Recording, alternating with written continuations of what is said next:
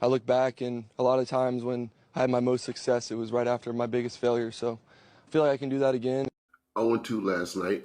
Miami couldn't come through for us at the end. It was really close. Dallas just turned it on in the fourth quarter. Uh, Combination of Luka and Hardaway. Um, we also didn't get the under in the Denver and Boston game. Very end of the first half, they had a little flurry, and I did the math, and I thought it was dead then, but still hopeful. But we missed it by 4 points. So, 0-2 yesterday. We're gonna bounce back today. We got two more picks. It's two games we're going to talk about on the card. I think it's a 8-game card, but let's get into it.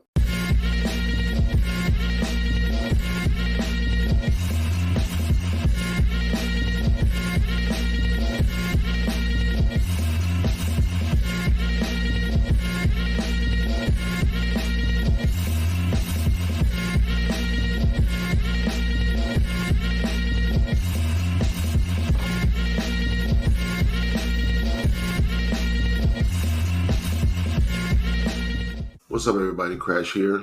Welcome back to Crash Gets the Spread, where we talk about sports from a betting perspective. It is Friday, March 8th. We are going to talk about 2 of the 8 games that I have picks on. If you like the content, like the channel, subscribe to the page. Cold streak, hot streak, we're going to be doing this every day. So just either come back and leave your picks or come back, see what I'm doing. For this Orlando and New York game, New York is home underdogs, 1-point underdogs. It did open up at -1.5 for the Knicks, or -1, depending on the book.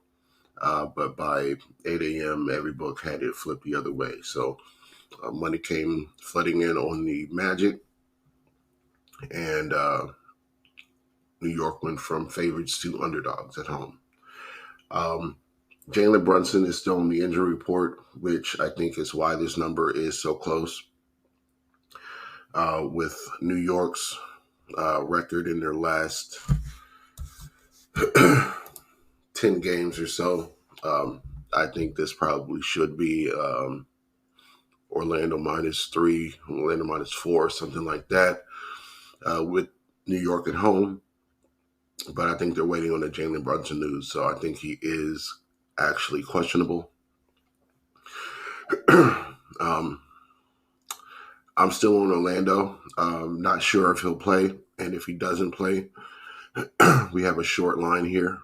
So I think that would be beneficial over the course of the whole game to be on the -1 instead of -4, where it'll go if he's ruled out. So I'm going ahead and stick with Orlando. I think they can win either way. I also like that under is kind of way under. So definitely stay away from the total.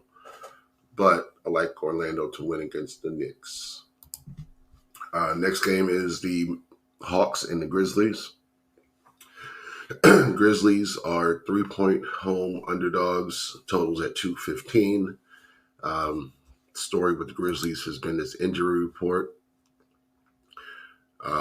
It has 10 people on it. Everybody's out except for Gigi Jackson. He is questionable. But Luke Kennard is on there now. He played in the last game, and he's on the injury report, doubtful. Watanabe, Rose, Williams, Clark, Smart, Bain, Pippen Jr., and of course Morant. Bucks, it's not much better, but they are missing, Okongwu, Trae Young, Johnson, and I think that's really all the notable pieces that they're missing, I believe. And that's just my fault because I don't recognize some of these names.